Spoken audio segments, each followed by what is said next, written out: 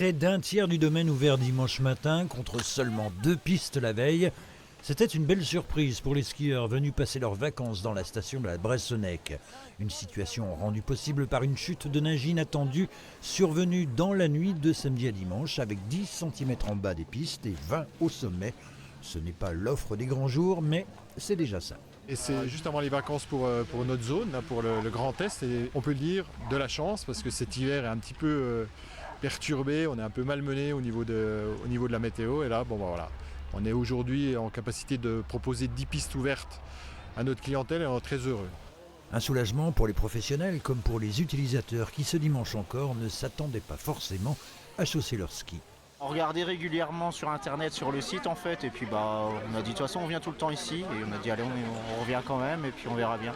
Donc là c'est que du bonheur, quoi. Si ça continue comme ça, c'est parfait. Je viens de faire un cours de ski de 1 heure. Ouais, c'est bien. Tu t'attendais à trouver autant de neige ? Non, pas du tout. Vu comment il neigeait pas, et dans la nuit... Miracle. Ouais. D'autres auraient espéré plus, mais au vu de la saison, c'est toujours mieux que rien.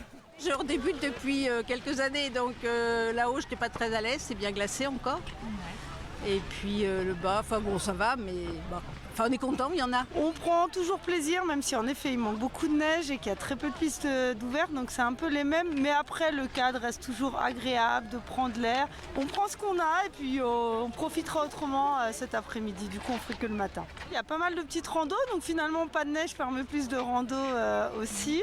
Il y a tout ce qui est la confiserie des Hauts-de-Vosges et puis il y a quand même pas mal de choses qui proposent. Un tourisme de montagne contraint de s'adapter pour faire face à ces nouveaux enjeux climatiques.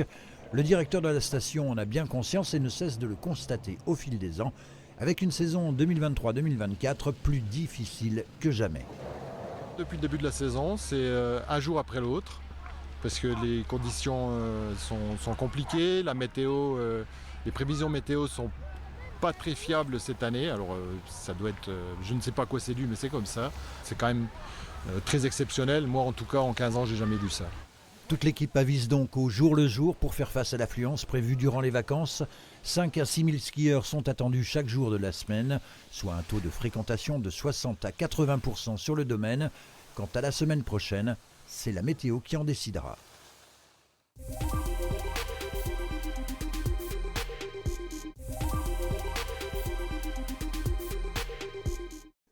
Ouverte depuis 3 ans, la Maison Morin participe à son premier concours. La chef Amélie est candidate au championnat de France du fromage de tête. La préparation dure 3 jours. Première étape, les museaux de porc sont mis au sel pendant une nuit après réception. Je prends que ça, au moins je suis sûre de ne pas avoir trop de cartilage, pas trop d'os non plus. Après il y en a qui utilisent la tête entière. Moi c'est pour ça que je rajoute souvent de la joue de porc en plus. Je laisse entière après dans mon fromage de tête pour qu'on ait vraiment la viande qu'on voit avec le marquant. Et on va les brûler pour enlever tout le duvet qui reste sur la tête. Qu'elle soit la plus douce possible. Il faut qu'elle soit douce comme la peau d'un bébé.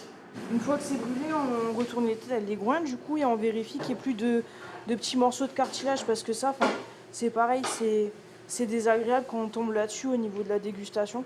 Là après ça va dans une saumure pendant 24 heures à peu près. On cherche vraiment à avoir la pénétration de l'assaisonnement à cœur du produit. Puis vient le temps de la cuisson, entre 4 et 6 heures. Carottes entières, céleri branche, oignons, avant la phase de découpe et des choix personnels pour cette recette faite maison. On peut voir les morceaux par exemple de joues qui sont restés entières.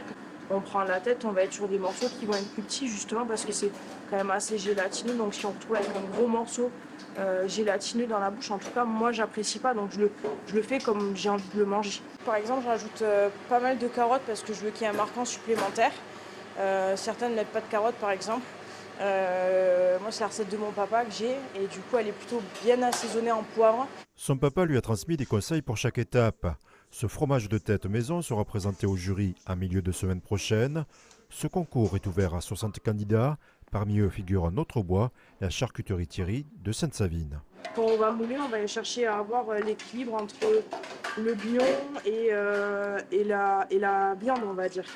Et ça va partir au frigo pour une nuit. Papa il était charcutier traiteur dans les Halles de Narbonne pendant 35 ans. Donc on va dire que j'ai vécu avec ça, je suis née dans les Halles, j'ai appris à faire du vélo dans les Halles, donc j'essaye d'égaler celui que j'ai toujours mangé. À Paris, on va le faire d'une certaine manière, dans le sud, on le fait d'une autre manière.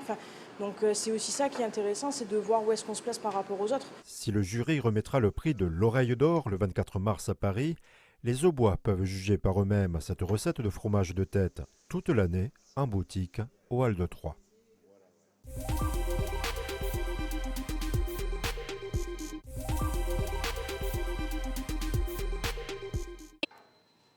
Cette année, c'est Session Snow en intérieur. Il y a de moins en moins de neige en montagne.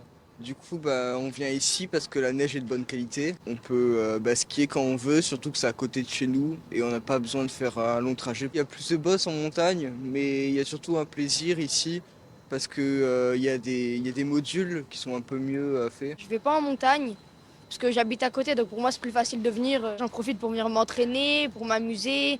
Je suis plein de fois avec des potes, donc c'est bien. J'aime bien faire des descentes, des sauts. Si certains tiennent déjà bien sur la neige, d'autres profitent des vacances d'hiver pour venir s'essayer à la discipline, comme cette famille de région parisienne. Les enfants n'ont jamais fait de ski, donc avant de payer une semaine au ski au chalet qui coûte quand même relativement cher, on voulait tester une journée pour voir si ça leur plaît. Et là, depuis tout à l'heure, ils descendent tout seuls, donc impeccable. L'année prochaine, en février prochain, c'est sûr qu'on ira à la montagne. Avec les montagnes vosgiennes dévêtues de leur manteau blanc habituel, la neige artificielle et les cours de glisse du Snow World d'Amnéville attirent particulièrement. Il y a pas mal de personnes aussi qui viennent ici, qui alternent entre un séjour en station et un séjour ici même, près de chez eux, quoi. Tous les cours collectifs sont pleins. C'est des familles en quête d'expériences uniques.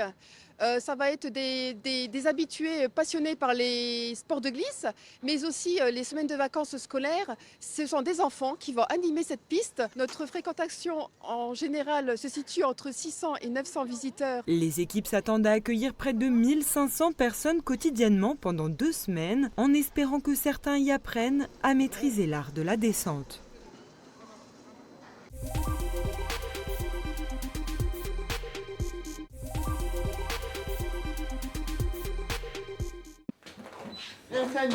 Jacqueline nous fait visiter son espace privé au sein de la résidence d'Yvette située à Grandvillers près de Bruyères. Une structure à mi-chemin entre la maison de retraite et le maintien à domicile. Le salon et la cuisine servent d'espace commun aux 3 résidentes. Toutes personnes qui sont semi-autonomes, si je peux me permettre. Il faut quand même une certaine autonomie parce que je ne fais pas tout à leur place. Je suis maîtresse de maison à la résidence et donc je leur propose, je fais le lien entre elles pour qu'il y ait une bonne ambiance, mais je fais aussi, pour soulager leur quotidien, je les aide à préparer les repas, faire la lessive. La surveillance nocturne est assurée au besoin par un bracelet électronique. À l'origine du projet, cette maison était une vieille ferme habitée par Yvette. Franck l'a transformée et adaptée pour faciliter la vie du quotidien et le confort des seniors. Tout ce qui est des douches qui sont de plein pied. Et puis même donc au niveau de la glace, donc ils peuvent s'asseoir en dessous de l'évier et se recoiffer comme ils en ont envie. De même que pour l'évier, l'évier qu'il y a dans la cuisine, effectivement il y a un petit rideau, c'est pas pour faire joli, c'est pour qu'ils puissent justement mettre une chaise et faire leur petite vaisselle et leur petite popote assis. Une aide à la toilette, infirmière, podologue, passe à domicile, une mutualisation des services qui permet de diminuer les frais. Hélène, par exemple, paye 1 200 € par mois et après avoir fait quelques années en maison de retraite, retrouve goût ici aux activités du quotidien. C'est pas pareil du tout, La maison de retraite, c'est toutes des personnes âgées. Tandis qu'ici, c'est familial. On cuisine, on fait la soupe. C'est bien. Qu'est-ce qui est bien ? Tout. Ce qui passe là, ce qu'on mange, qu'on mange, et puis des fois, on rigole. C'est vrai. C'est ma copine, là. Une sorte de colocation pour seniors où chacun reste libre de partir en vacances et recevoir des amis. De son côté, le couple espère agrandir la structure pour accueillir 2 personnes supplémentaires et créer un emploi.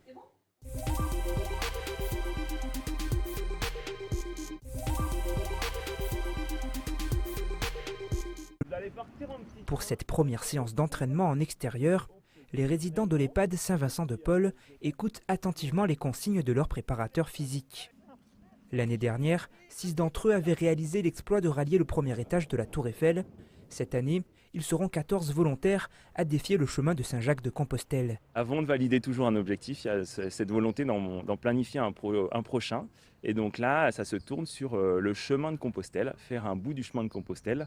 On l'a appelé le relais de Compostelle parce qu'on va le faire sous forme de relais. On va partir de Vézelay, on va en direction du sud et sur une journée, on cherchera à faire la plus grande distance. Si au mois de mai dernier, l'ascension des 327 marches de la Dame de Fer avait mobilisé leur endurance, cette fois, il faudra rester concentré et garder son équilibre.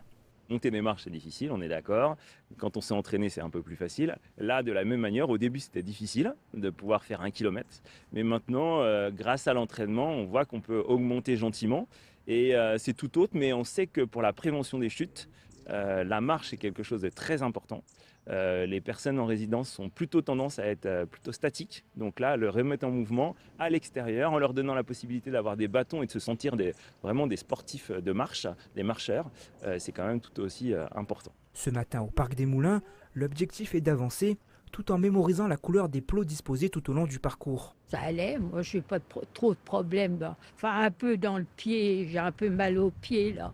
Droit, mais autrement, oui, j'espère que j'arriverai à faire Compostelle. Hein. On marche avec ses jambes, mais on marche aussi avec ses bras, un peu, en poussant un peu. Je me rends compte que, j'avoue que ça, c'est une découverte que j'ai faite. On a tout un groupe, des animateurs qui nous donnent envie d'y aller, quoi. De ne pas trop s'attarder sur ses faiblesses, sur ses fragilités. Certains feront quelques centaines de mètres, d'autres ambitionnent de pousser sur 6 km. L'important restera bien sûr de profiter du cadre. Monique et Geneviève faisaient déjà partie de l'aventure l'année dernière et se réjouissent de revoir le chemin de Saint-Jacques-de-Compostelle. Je l'ai vu, mais c'était avec mon mari, on était en voyage, donc je l'ai vu déjà, mais j'aime bien.